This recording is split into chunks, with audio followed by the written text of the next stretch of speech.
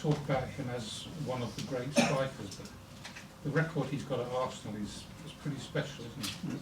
I think they do talk, but obviously with players, top players are playing at clubs that are winning constantly, there is more impact on that. But we all know how good Oba is remarkable how he's doing and how consistent he's been over the years to do it, which is very, very difficult to do. So I think we all appreciate, at least at the club, his value and what he brings to us. Because you very rarely play him through the middle, which is maybe even more, considering his scoring record. He's spent most of the time out on the left. With the players we have at the moment, we have to try to put a team that our goal threat is high. To do that, if I play up there, then I don't play Laka, then you don't play the two together, they can score both goals. There's always positives and negatives. I just try to find the right balance. And players that can generate chemistry between them, and that's what I make the decisions. Gary Neville said this week, talking about this, August, that he said he's not mentioned as world class. We don't mention him as a Premier League great, and I think we have to. Do you think the reason that maybe pundits and wider people outside Arsenal don't talk it is just because he's been playing in a struggling side, who haven't been competing at the top, haven't been winning trophies while he's here? Do you think that's the only reason? Well, I think if he would have been a top scorer of the league and won the league, he would have been voted the best player in the league for sure. But you need both. You need the individual performance and you need the collective side as well of your team and club to support that. And that's why we have to make a step forward to try to convince these top players to want to stay at our club, be successful and be happy. Just on that contract, would you prefer now, because we know there's no talks going on at the moment, would you prefer that happens in the summer rather than now, just to keep his focus on football? The club has a very clear idea of how he wants to develop things. They are in constant communication with players' agents and they know the plan better than I do, and I completely trust them on that. Mikel, can I just ask about Bernd Leno? You played him last week in Europa League, whereas in the past managers here have rotated their goalkeepers to that competition. I think you made a few good saves last week and also on Sunday. Have you been impressed, maybe even surprised by just how good he is since you came in? Yeah, I've been really pleased with his performances. I've been really pleased with the person that I'm getting to know, how professional he is as well. And yeah, the club was playing 4 competition. One of the goalkeepers was playing 3 and Ben was playing 1. And I wanted a little bit more balance at the moment. And that's it. When Ben at the moment is the number 1, if Emi oversteps and he starts to perform better, he will be number 1. And whoever I think that is better to play, he will play. Can I ask how important that is regarding the goalkeepers having a definite number 1 or a floating number 1? Because we saw last night at Chelsea again that the guy they brought in for over £70 million is on the bench, and the 39-year-old's playing, and people are not sure who the number 1 is. With the goalkeeper, if you have a number 1 at the start of the season, are you almost, or at the start of your campaign, do you always have to stay with that? I think that position is evolving as the rest of the game is evolving, and other positions are evolving too. Before it was just one, and he used to play 50 games, and the other one used to never play. I think at the moment, managers are more flexible. I think the competition is better. It's not that big difference between number 1 and 2, which is great for competition and for them to improve and challenge themselves, and that, I think, is the reason why. Can I ask about Joe Willock? He obviously started last week, but he's been in and out of the Premier League team this season. He's got that gift, hasn't he, for driving forward with the ball and really eating up the space, but maybe other parts of the game are inconsistent. Is that number 10 position his best one going forward? How do you envisage him? I think so. I think he's perfect to play in that role. I think he's got incredible physical attributes, but as well he's a very intelligent boy. He learns really quickly, he's very willing. I think he's developing really, really well, and I am very pleased with him. Okay, back on Aubameyang, do you mind, apologies if you've been asked this before, but how do you compare him with Aguero, another striker you've worked with who sometimes was criticised for not doing anything except for scoring lots of goals? I wouldn't like to compare, but what I can say with Oba is that he's right there with the best goal scorers in this league, and in the last 10 years you look at his record and what he's done in the game. It's phenomenal, so he's just, in my opinion, up there with the best. Do you feel that those goals deserve to be rewarded with silverware. When you look at all of the great strikers, they all do have silverware. Yeah, but Harry Kane scored 30 goals and never won the Premier League, you know. So it's a lot of good example of players that they do phenomenal. Unfortunately, in this country is a lot of top teams and only one wins the league. So you can't have everything in life.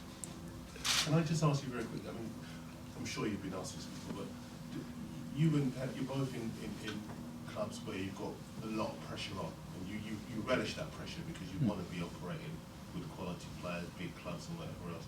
Do you talk to each other in moments like this, cheer each other up? But are you encouraging each other? Absolutely, he's my friend.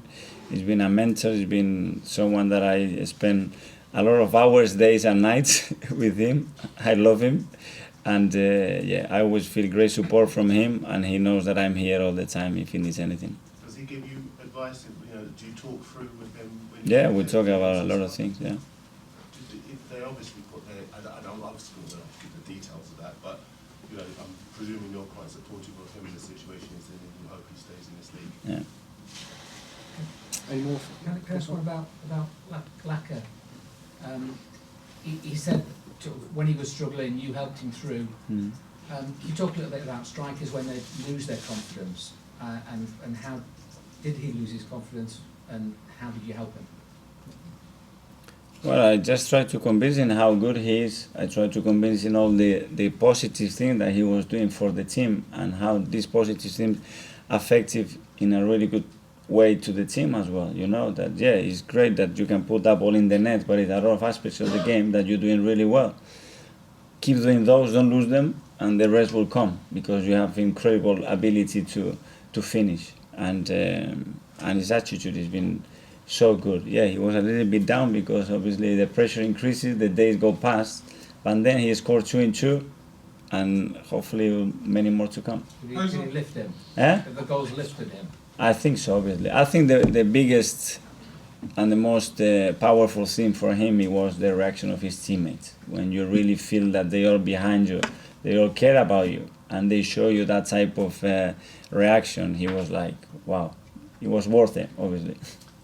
Mikel, how important is the Europa League to you and this squad?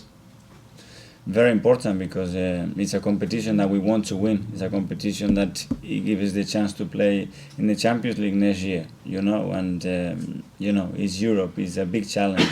It's great to go away in the stadiums like we did last week in Athens, and yeah, it's a challenge. I'm looking at the match last night between Bayern Munich and Chelsea. Obviously, Bayern put in a very consummate performance against a team that, like you, is a work in progress. It was a very complete performance by a team at the top of European football. Would you encourage your players to look at a team and players and a game like that and say, that is where we want to be, that is what we can learn from? Well, you learn from those games, as those games are won in the boxes. And where every time Bayern Munich was in the opponent box, boom, it was a goal. And that affects the story of the game massively, and then they can play, and the game management of those teams when they are in those situations is so good, and then it makes the opponent look vulnerable, but that's the power of players and clubs, that they've been in those situations many times.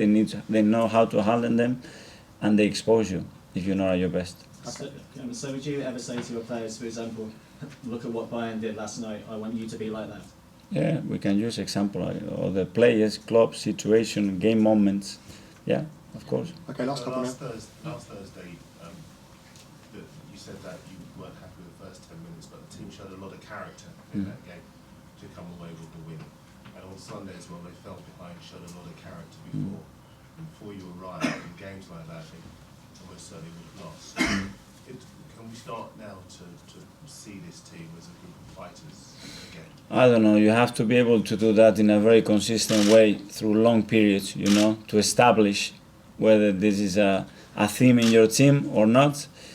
Still to see, we will see in the reactions, then the things are going to happen in the next few weeks, how we react, but hopefully it's a trend that is going upwards, that they believe that they can always change the situation and improve it, and convince them to try to maintain to do that. Sorry, my last question is not actually about the game or or not necessarily Arsenal. We've seen matches in Italy played behind closed doors because of health reasons. People wondering whether the Euros are going to take place this summer. Are you currently involved in a European competition whereby you don't actually know whether it's going to finish? Yeah, but that's the situation that there is at the moment. It's a bit of panic. We are following what the authorities are saying, what the club is leading this process at the moment. The doctor is giving advice all the time, the things that we can do and prevent. And unfortunately, we don't know how far it is going to go. Can I ask a couple from Simon? Mikel, we've spoken a lot about Pierre.